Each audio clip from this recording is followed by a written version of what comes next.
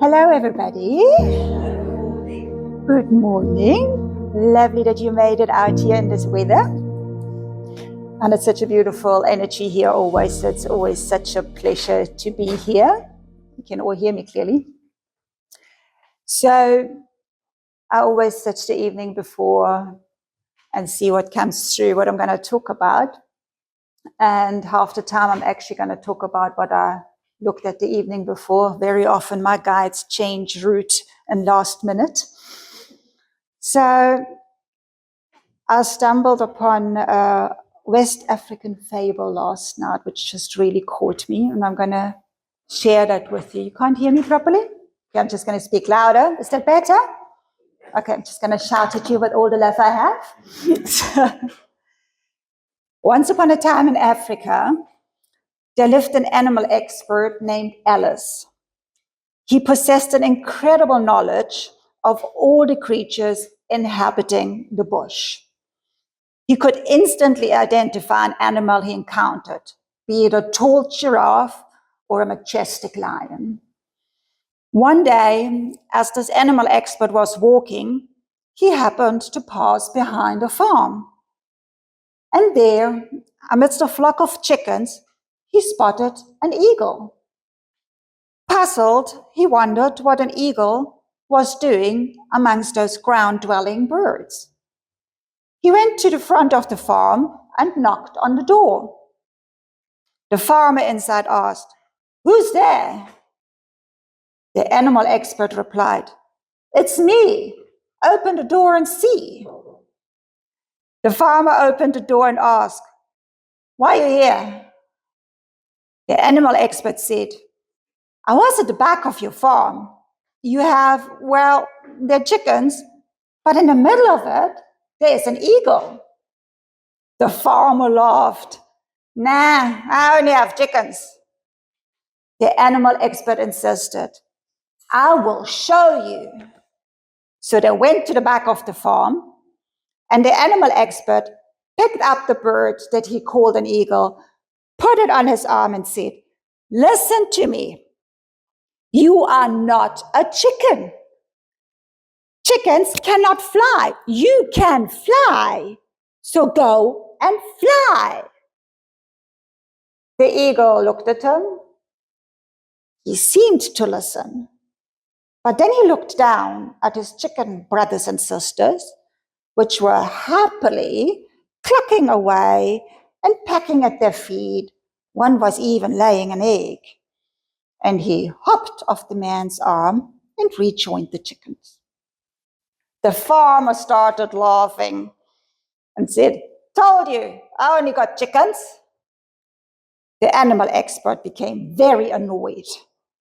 "I'm leaving," he declared, and stormed off the farm.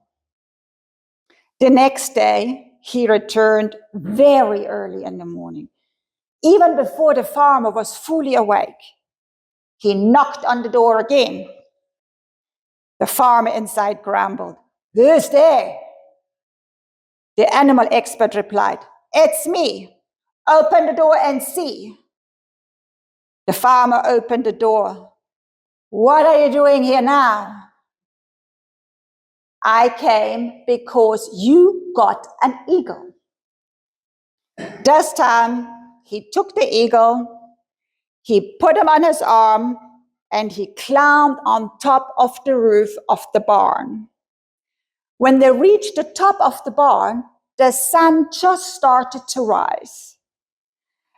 The animal expert said to the eagle, "All your life, people have told you that you are a chicken. They told you to cluck like a chicken, to act like a chicken, walk like a chicken, but you are not a chicken. You are an eagle." The eagle thought to itself, "Cheapers, if I don't try this man will come back every day and bug me. So I might just as well try it." So it spread its wings, took a leap, and it began to fly. And I tell you, My eyes never saw this eagle again. And this is why you and I are here today. Because there are those listening. They have been treated like chickens, acting like chickens, dating like chickens, taking on jobs like chickens, and believing they are chickens. But you are not a chicken. You're an eagle. And it's about time to fly.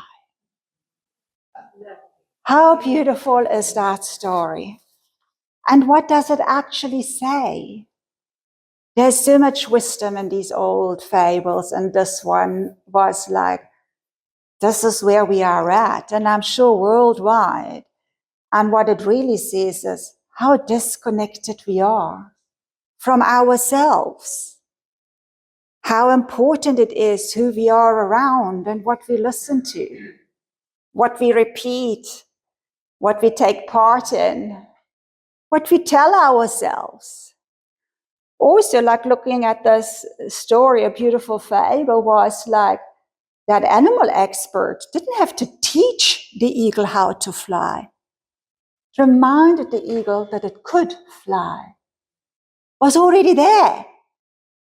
The eagle just forgot. It took a change of perspective because the first time the expert took him on his arm amongst his chicken friends and said, "Hey, eagle, fly." He was still too close to what he knew. Too much familiarity, too much comfort zone. Hey, my buddies are busy picking on food. I'm not going to go up there. It's like, I'm that. The moment he took him onto top of the barn, with a bit of distance to what we know,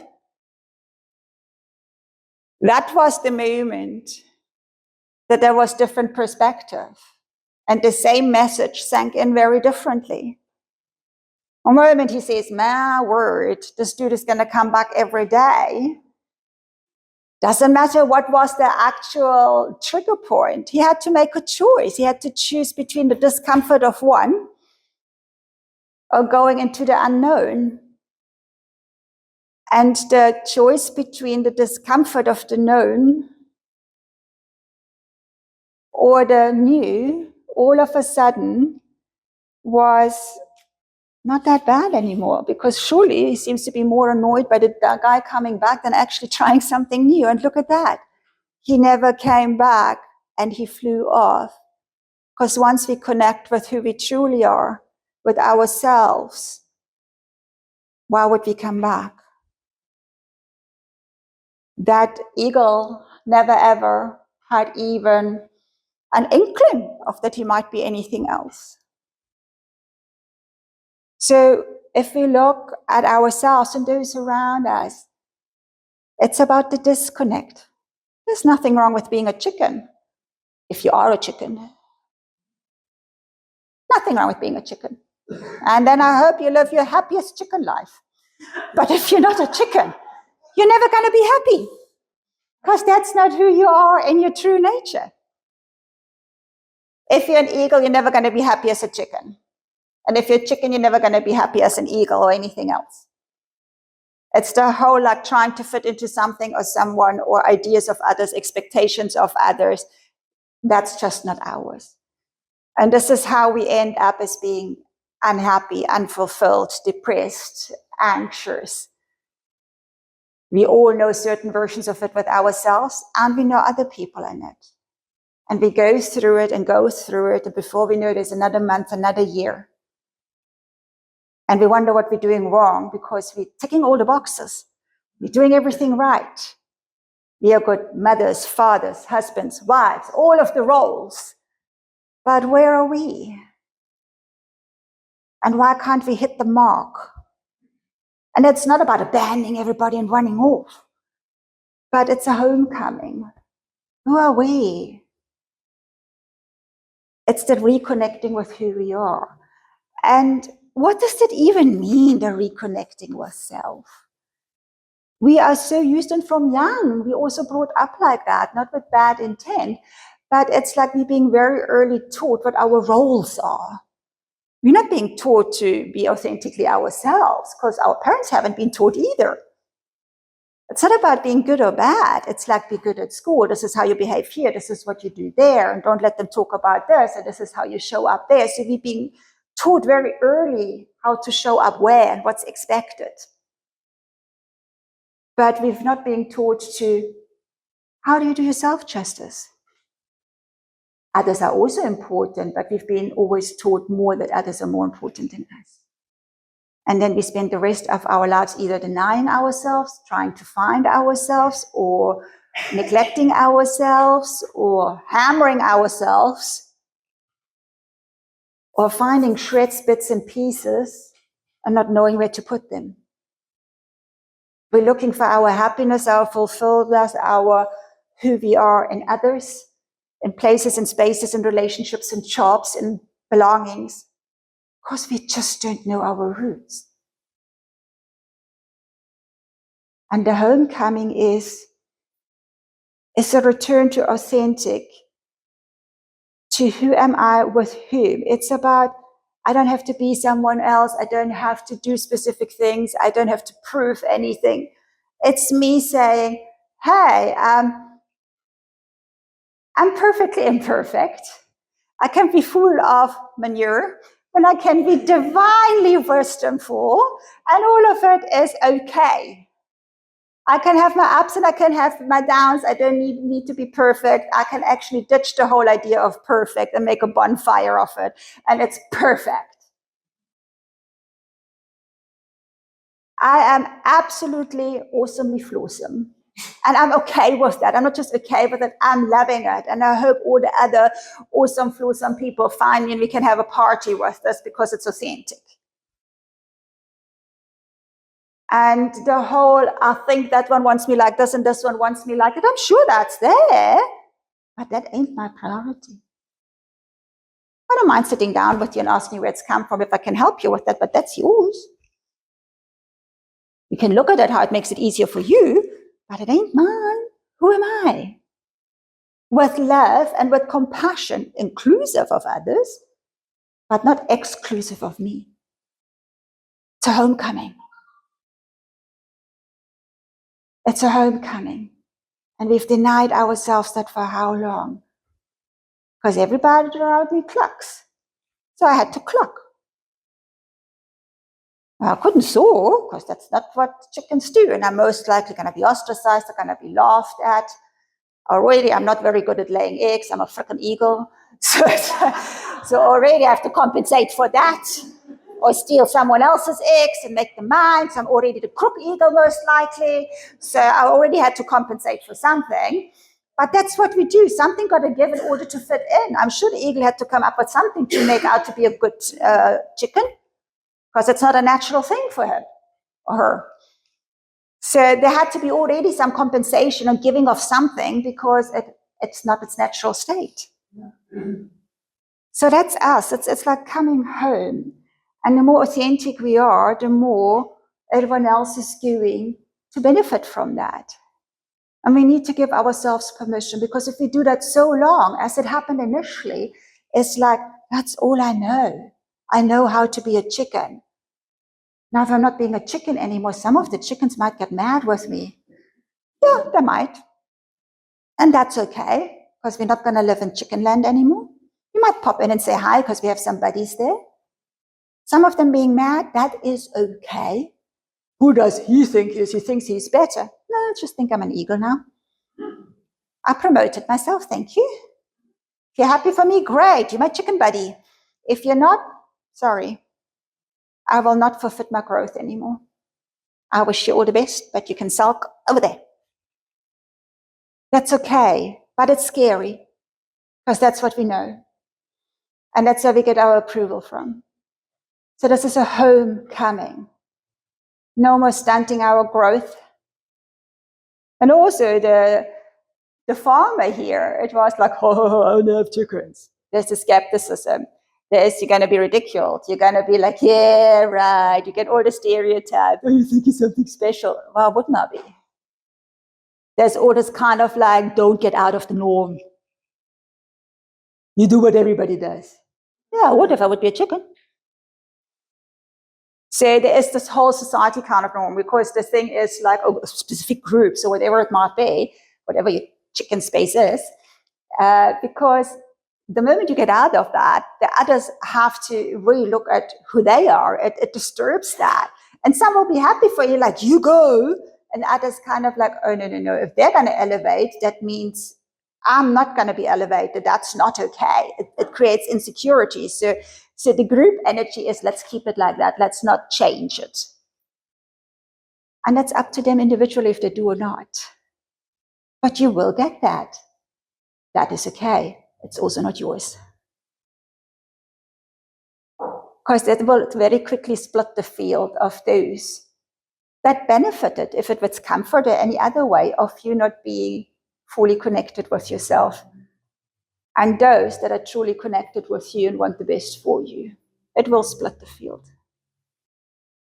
So it's either clucking with chickens, and you can still pop in and say hi. It does not mean that you haven't got chicken buddies, but you're not a chicken.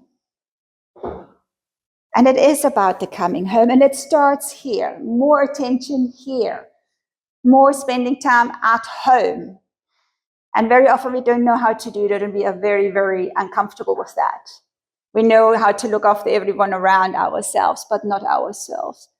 Very often I hear like, oh, as long as my kids are happy, I'm happy. That's not how this works. It's kind of like saying, oh, I have a broken leg, but as long as my kids' legs are okay, mine is okay. No, it's not. Totally not. We also want them to be okay, of course, but it doesn't work by proxy. We can be happy for them for certain things, but it does not do my base work. It doesn't. That means I don't have my own identification. I do not have my own core. I live through a role. And it's important, it's an important role, but it does not. Before I was a mom, before I was a husband, before I was whatever, what did I bring? Who am I? So this is a homecoming. You can hang out with the chickens, but what does it take? There's certain people that we know aren't the best for us. We shouldn't hang out too much. Some of them are family, let's name it. I always say the biggest, and people can shoot me for it or not, I seem to be bulletproof by now, is the biggest space, place, and institution of blackmail, emotional blackmail, is family. And I don't care who sees what, I see it over and over, including my own family. The biggest official space and place for emotional blackmail is family. But she's your mother, but he's your father, but she's your child, but it's like, if they don't show up like that and behave like that, they aren't. Full stop. And I don't mean a once-off, somebody does something wrong. They make choices. And we should expect more from family, not less. This is the same thing. If it means less contact, then it means less contact. If it means no contact, then it means no contact. If they stop you from being an eagle on purpose repeatedly, then they're not supposed to be around you. Full stop. If it takes manipulation and blackmail for them to be around, there's actually a law against it. We do not negotiate with hostage takers. Full stop. It is the most toxic thing. You're an eagle, you're an eagle. Get into that roof. Does not mean you can't land in between. Does not mean you can't rest in between. Does not mean you can't have other species friends. But you're an eagle. See, I better stop talking now. So fly, check it out, and see if the clucking fits with you or the flying fits with you. Who knows? You might be a dolphin. Check the water. So, thank you.